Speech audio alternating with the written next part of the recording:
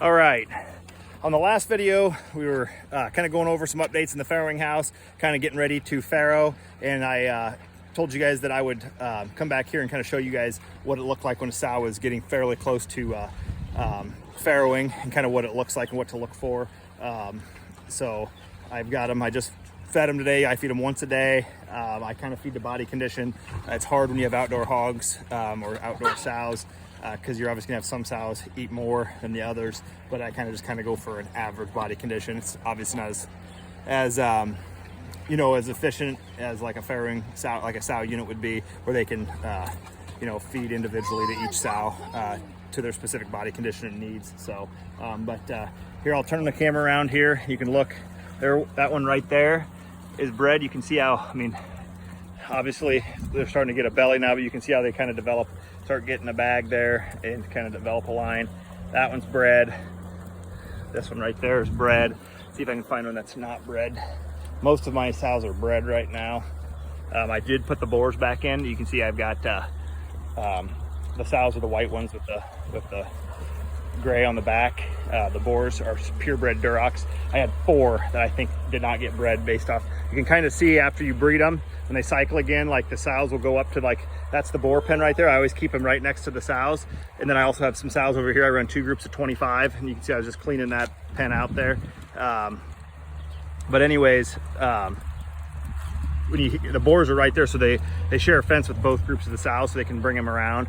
This one right there is not bred yet. So you can see the difference. She really has no bag, no line. She's really sleek.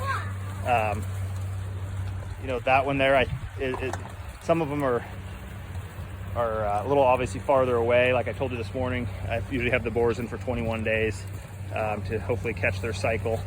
And anyways, if you guys have any questions, just feel free to ask. There's my son Luke petting the boars. But anyways, that's kind of what a bred sow looks like. Right there's a great image of one right there.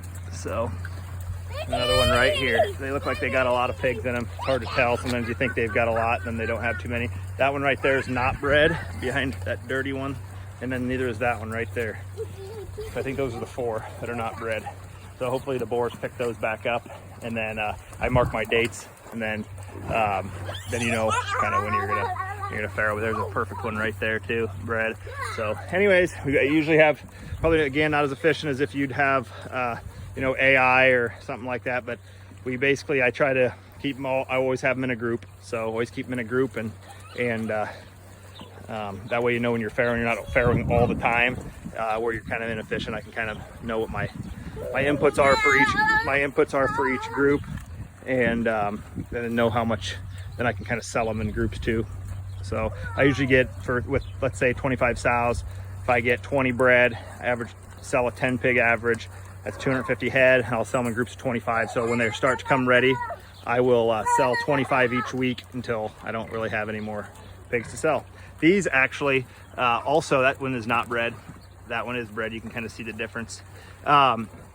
These ones are all raised. So I raised all these gilts here. So these are all gilts. These are their first litter. And I farrowed all these. They were little pigs. And I sold off all of the males and kept, it was that one little small group of farrowing that I had, where I had six sows. I had about 60 pigs then. And then I kept I had a lot more boars, which you sell them as barrows after you castrate them. And I kept all the gilts, which obviously I'm no breeder, so you're obviously going to have some that are poorer genetics than others, but I usually have pretty good luck. So anyways, I start with all purebred boars, and when I do have to get new sows, I always get some good crossbreed sows. So holler, put some questions in the comments. It's a beautiful night here in southeast Iowa, and anyways, holler in the comments. I'll answer any questions you guys may have.